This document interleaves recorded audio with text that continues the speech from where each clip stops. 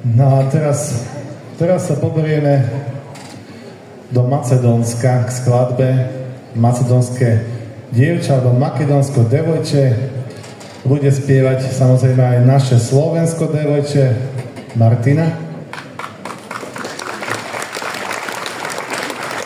No a počas zvukovej skúšky sme mali takú milú príhodu, že prišla pani a povedala, to je moja najobľúbenejšia skladba na celom svete, Makedónsko devojče. Takže dúfam, že tá pani je tu a že týmto by sme jej túto skladbu chceli venovať. Ďakujem.